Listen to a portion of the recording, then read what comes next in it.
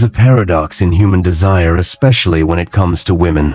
A woman may want you, deeply, urgently, but she will rarely say it outright. Not because she's ashamed of her desire, but because she lives in a world that often punishes her for expressing it. She lives in a world that tells her that if she's too direct, she's easy, used, or not relationship material. So she adapts. Her desire becomes indirect. It becomes layered in tone, timing, and subtle hints. It is not the man's domain of blunt expression. It is a dance of implication. And if you are wise, if you are grounded in yourself, if you observe without lust clouding your vision, you'll begin to hear what she's really saying even when her words say nothing at all. She will say things like, "Do you live alone? Are you tired tonight? Do you want to come over and watch something? Is it warm in your room? I feel really comfortable with you. I don't usually do this." These are not innocent questions. These are codes. Translations of her inner desire, delivered in a way that maintains her dignity, her control, and her plausible deniability. She wants to want you, but she also wants you to be the one to lead, to take responsibility, to absorb the risk of rejection. This is where the Stoic man stands apart from the ordinary man. The ordinary man hears these signals and either gets overly excited or overly fearful. He rushes in recklessly or freezes in confusion.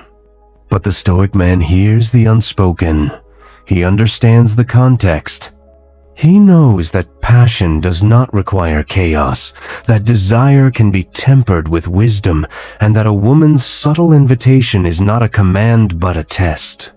She's watching not only what you do, but how you do it. Will you be aggressive? Or will you be calm? Will you act like it's your first time? Or will you move like a man who's seen behind the veil before? Will you chase validation? Or remain rooted in self-respect? When a woman wants to sleep with you, she won't say, "I want you." That would make her feel vulnerable in a way that feels unsafe. Instead, she'll create the container, the environment, the mood. She'll open the door, but she'll wait for you to walk through it. And even then, she'll want you to move slowly, to maintain mystery, to preserve the moment's sanctity. This is not manipulation. This is instinct. It is the ancient dance of tension and release, of masculine direction and feminine receptivity. She desires you, but she desires to be chosen back intentionally. Not because she gave it all away too soon, but because you saw her, felt her, read her signals, and respected her pacing. Stoicism teaches that desire is not something to chase blindly, but something to observe. To accept, but not to be controlled by. To embrace, but not to become intoxicated by. So when you feel her energy shift, when her voice softens, when her eyes linger, when her jokes become more flirtatious, when her body language leans closer, you do not pounce, you observe. You stay grounded. Because the greatest aphrodisiac is not neediness, it is presence. When you are deeply present, when you are not hunting, not chasing, not begging, you become the invitation. Your very energy becomes the calm in her storm. And in that space, she lets down her walls. Not because you forced your way in, but because you didn't. The modern world has confused loudness with confidence, speed with strength, and seduction with manipulation. But the woman who truly wants you will never beg. She will hint. She will allow. She will align. And if you're paying attention, you will know the difference between friendliness and feminine desire. You will know when her laughter lingers just a little too long. When her no really means ask again, but gently. When her casual touch is not accidental. When her late night texts are not about the movie she's watching, but about the space she's hoping you'll fill. But remember this. Just because she wants you doesn't mean she's yours. The Stoic man knows that desire is fleeting. What matters is not whether she wanted you for a night, but whether you remained a man worthy of being wanted beyond it. So don't lose yourself chasing clues. Don't build your worth on whether she sleeps with you or not. That's not stoicism. That's insecurity dressed in lust. Instead, stand firm. If she desires you, let it unfold naturally. If she hesitates, respect the silence.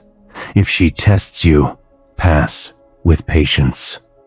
And if she opens the door, walk in with respect, not with ego. Because in the end, her words might be vague, her hints might be wrapped in modesty, but her energy never lies. And only the man who has mastered himself, his body, his urges, his mind can truly hear what she's trying so hard not to say. Not because she's afraid, but because she's waiting to be understood without saying a word. But here's the truth most men miss. A woman will rarely give herself fully to a man who is still a slave to his own impulses. She may flirt, she may tease, she may open the door, but she will not step into full surrender if she senses chaos behind your eyes. She wants to feel something ancient in you: stillness, control, restraint. Not because she wants a cold man, but because she wants a man who can hold her heat without burning himself. The world today is flooded with men who are desperate for any form of female validation. Every message, every compliment, every like is a secret plea for attention. But she notices. She can tell when you're easily impressed. She can tell when your self-worth depends on her saying yes. And that's exactly when she pulls away. Because a woman wants to feel desired but never idolized. She wants to feel chosen but never chased out of desperation. She wants to feel seen but not by eyes that are starving. So when she tests you with words like, "You're not like other guys, are you?" I bet you say that to all the girls. You're probably a heartbreaker. What she's really doing is checking your balance. Are you centered? Or will you crumble at the smallest compliment? Can you stand still in her storm? Or will you lean in too fast, revealing that your need is stronger than your self-control? The Stoic man knows the difference between responding and reacting. He does not rush to fill silences. He does not beg for approval. He does not interpret every signal as permission. He lets her come closer, not with force, but with magnetism. And the strongest magnet is a man who is full in himself. A man who knows that intimacy is not the goal, it is a byproduct of trust, timing, and alignment. You see, when a woman says something indirect like, "I never usually do this, but I probably shouldn't be telling you this, but it's late. Maybe I'll stay a bit longer." She is opening a door, but also watching to see if you'll respect its frame. She wants to know, will you rush in and ruin it, or will you honor the unspoken tension that makes it so beautiful? That's the paradox of feminine desire. She wants to feel free, but only within your strength.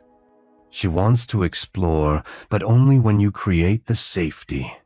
She wants to let go, but only with the man who won't lose himself in the process.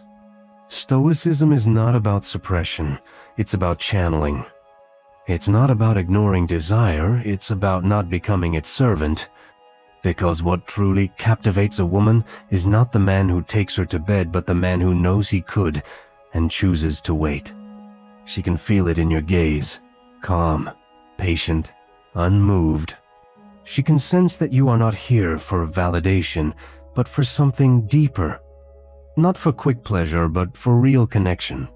Not to conquer her, but to see her, to read her, to understand her rhythm and match it without breaking it. And ironically, when she feels that, she surrenders. Not because you demanded it, but because you didn't. Because you didn't rush. Because you didn't assume. Because you weren't desperate.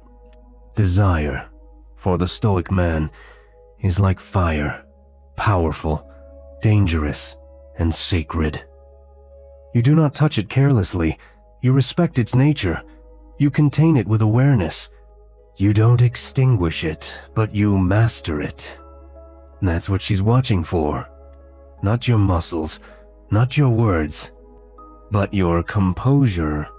In a world full of men chasing anything in a skirt, she's looking for the man who doesn't flinch when she flirts. The man who can look her in the eye, feel the electricity between them, and not act on it unless the moment is right. And she will test you. She will get close and pull away. She will lean in and watch how you react. She will give you just enough to see if you lose your balance. And the moment you doze, she's gone. But if you stay centered, if you remain present, if you carry yourself like a man who's already complete, already fulfilled, already at peace, then you become the exception. Then she begins to chase you in ways she doesn't even understand. Because you're no longer just a man to her. You're a mirror, a calm in her chaos, a presence that makes her feel more like herself, not less. And that, above all else, is what makes a woman melt. Not cheesy lines, not sexual confidence, but presence, patience, and the rare power of a man who listens to what is not being said and responds without losing himself. Because at the end of the day, when a woman wants to sleep with you, she will say it, not with words, but with everything else. And if you're wise enough, still enough, and grounded enough, you'll hear her loud and clear, without her needing to say a thing. What most men never realize is this. A woman's desire is not a green light, it's a mirror.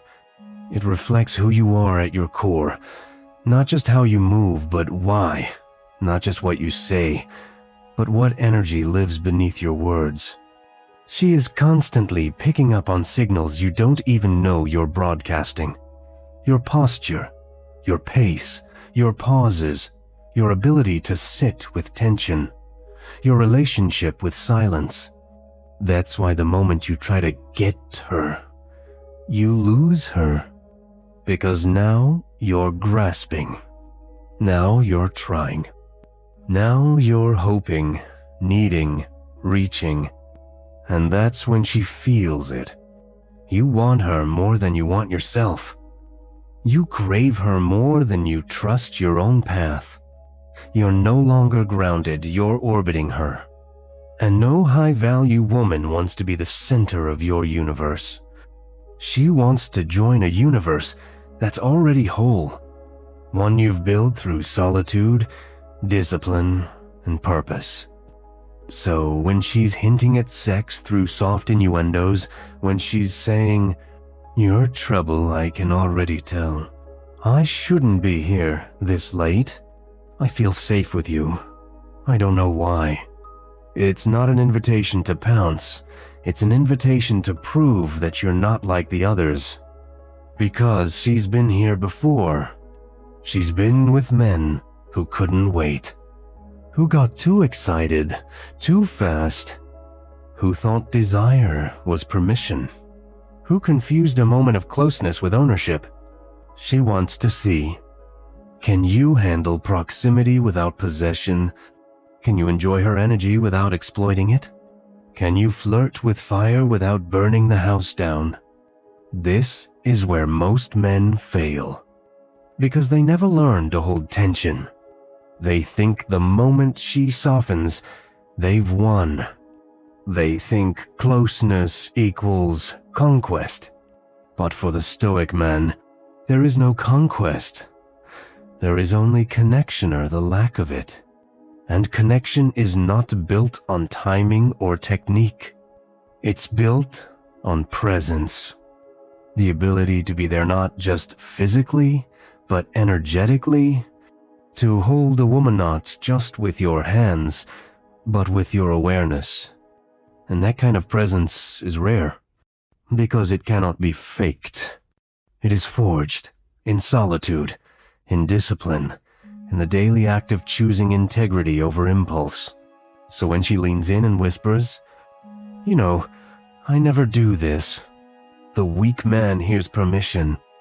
The stoic man hears vulnerability. And he slows down. He softens his voice. He becomes even more present. Not to manipulate the moment, but to honor it. Because he knows the feminine opens when it feels seen, not rushed. It flowers under patience, see not pressure. It melts under awareness, not assumption.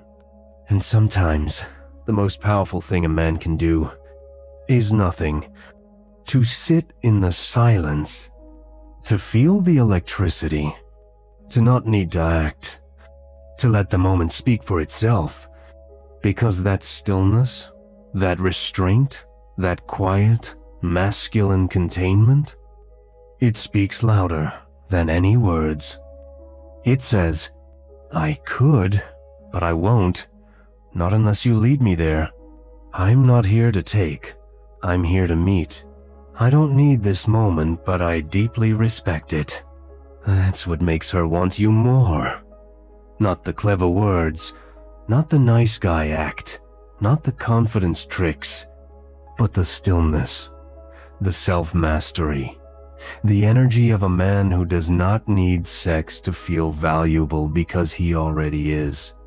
And in that space, something shifts. She lets her guard down. She stops pretending. She allows herself to feel.